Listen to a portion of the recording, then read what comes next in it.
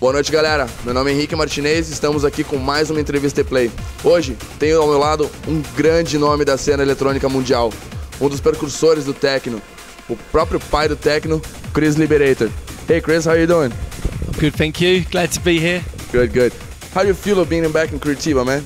Oh, it's really good to be back here. Really good. I haven't been to Curitiba for a while, so really looking forward to tonight. How many times have you been here in Curitiba playing?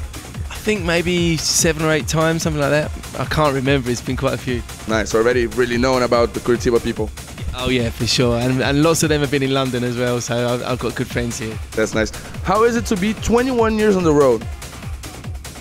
It's tiring. It's tiring now, 21 years down the road, to be, you know, travelling so much still. But of course I still love it, but it's yeah, it's harder work as I get older, but I still, of course, I love it, and there's always new people to see, new places to see, and people are always great when you go to places, so I'm very lucky. A lot of challenges, a lot of different places playing, a lot of different publics. publics. Of course, I mean, it's brilliant, you know, I'm very lucky. So Chris, how is it to be considered the father of techno, one of the pioneers on techno music? Well, it's a really nice for people to think that that's, you know, the case, obviously. It makes you feel old, but no, it's a really nice thing. I mean, obviously it's something I've done for a very long time, and the same with all of my crew, like the other Liberators, Dave the drummer. So we've been doing it a long time now, and it's, you know, we know our stuff. That's nice. Man, you produce hundreds and hundreds of tracks, right? In your head, which one is your masterpiece? Which one is the one you say, this one cannot be out of my playlist? Even on the plane listening or on the parties playing, which one is your favorite music? I mean, there's so many that I love, you know, and you have different phases of ones that you really like, and they come round again. It's funny because there's a track that we did a long time ago, me and Laurie Immersion, and it's called New Wave of Acid Techno. It's been one of the, it's probably my, it's not necessarily my favourite all the time, but it's a track that I really love. It's a really old track we made. It sums up the spirit of acid techno more than anything else, and we just redone it. We didn't remix it, we literally re-recorded the whole thing from scratch again, literally 2 weeks ago. Just to have the emotion. And the new version is really good, so yeah, that's probably at the moment that's my favourite one, because we've done it again as well. Yeah, so I want to hear it later. Yeah. The album Set Fire that was released here in Brazil, how was the feeling of releasing this album here in Brazil? It was fantastic. It was the first electronic music album released here, I believe, and so yeah, to have that as the first, you know, obviously to be the first artist to release something here was amazing, you know, and it was the start of the scene in Brazil, which is obviously continued onwards and become, you know, every kind of electronic music is happening here now, and but that was the first album here, so it was a great moment, you know. It was small beginnings, you know, it was only a small album at the time, but you know, from that, you know, the whole scene grew, so yeah, it was a very proud moment for me. Nice, nice. I heard it and it's actually very good. Inclusive, para quem não conhece, o álbum Set Fire foi um dos primeiros álbuns eletrônicos lançados aqui no Brasil, pelo próprio Chris Liberator. Chris, which labels are you running today? Well, we still run Stay It Forever, which is now its 100th release, 100th vinyl release. So it's been a really important year for us this year. We're doing a series of special releases throughout the last, well, it's been going now for 7 or 8 months. We're doing like the 100th releases, like lots of different releases. So yeah, it's still going strong. We still do Cluster, Maximum Minimum, a newer acid label called Wawa, which is now quite old.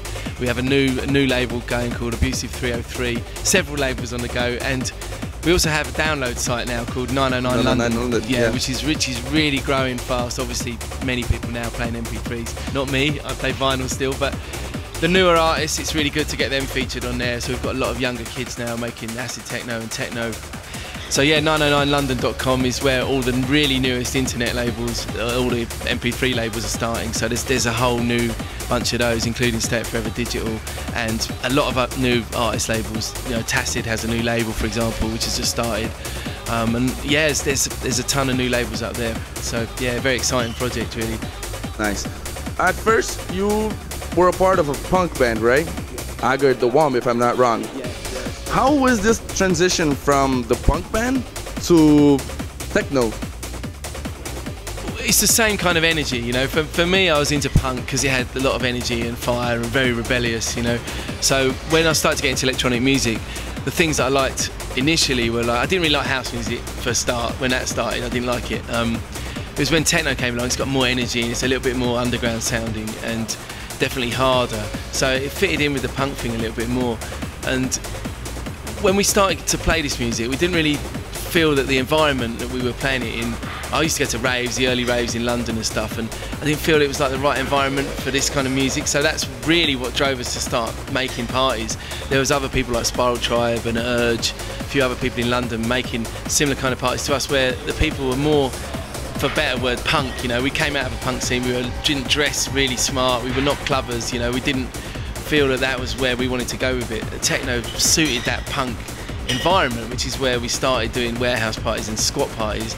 Much more underground environment, like a punk thing, but with electronic music. So this is how it kind of came from a punk scene. And a lot of the old punks started going to our parties. They liked electronic music, but they didn't feel at home with the more upmarket raves, I suppose. And so yeah, it moved into that. It was the punk of electronic music.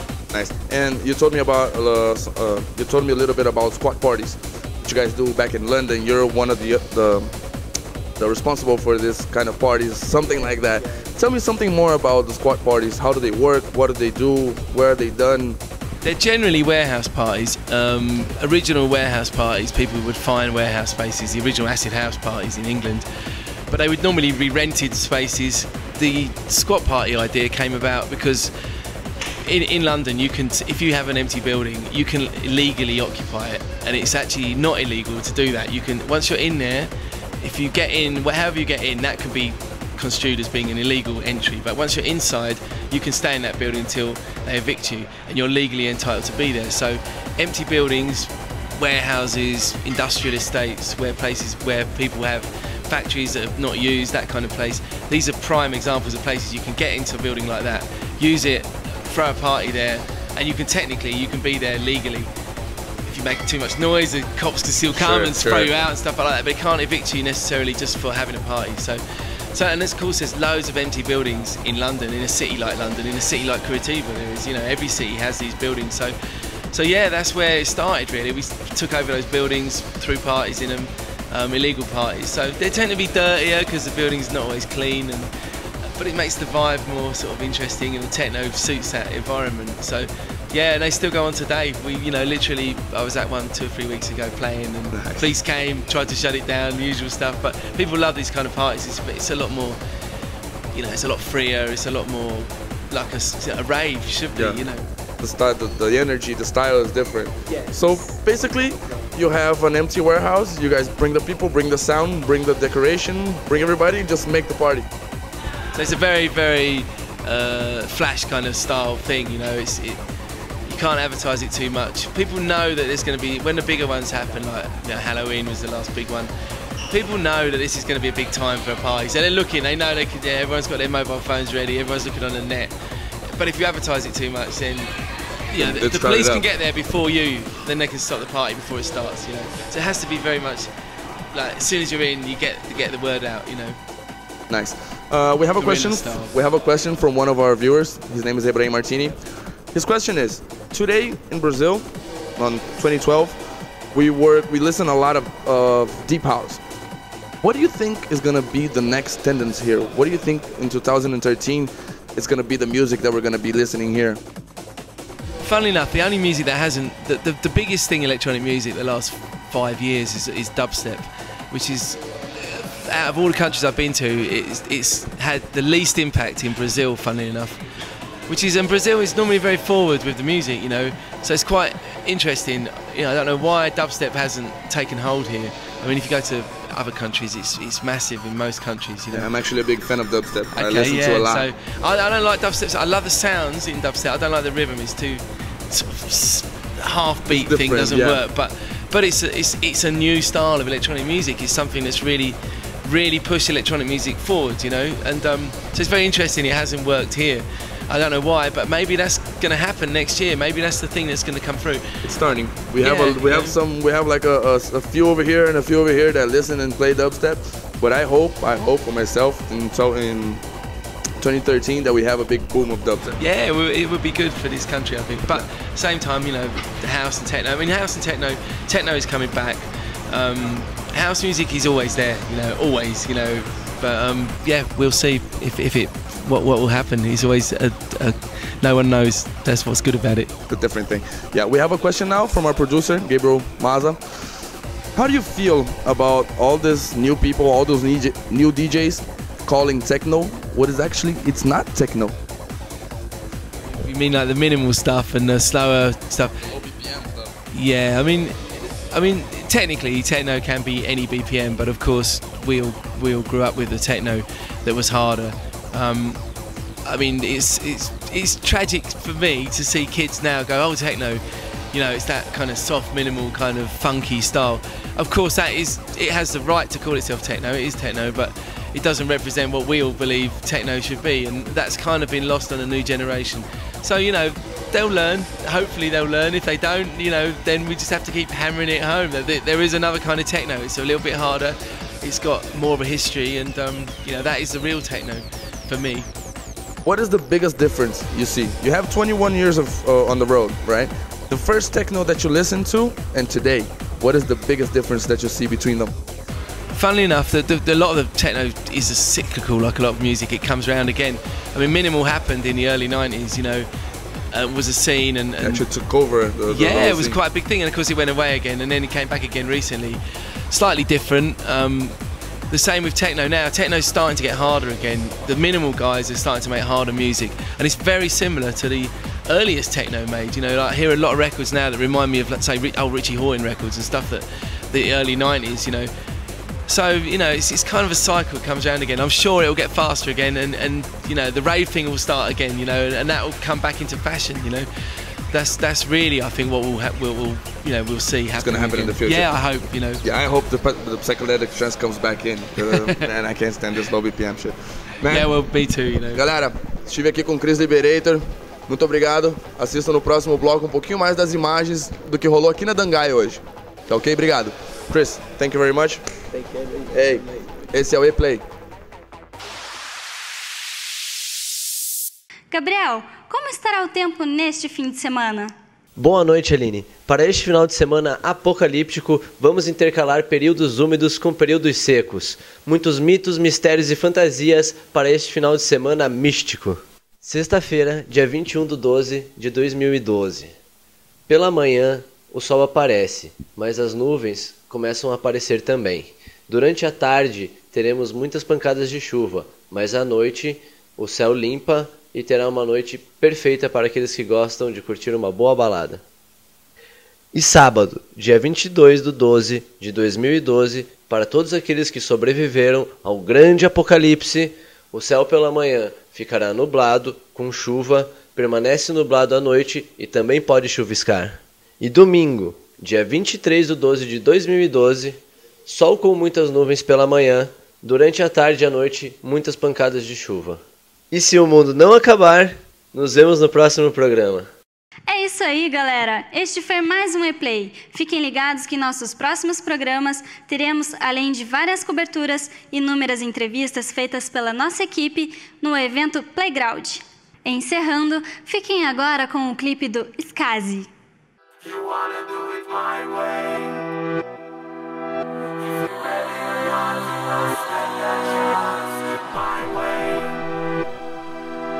If you're ready or not, you do it once in a lifetime.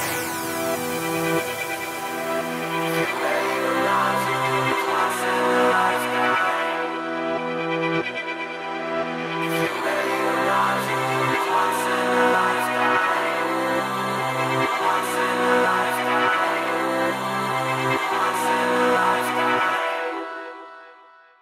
You wanna do it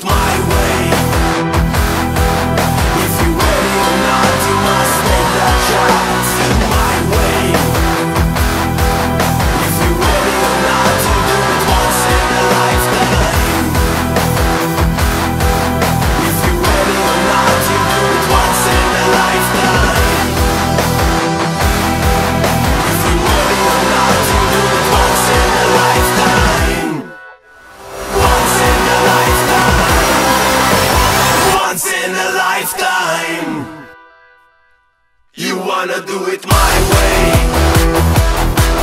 If you're ready or not, you must take that chance. My way.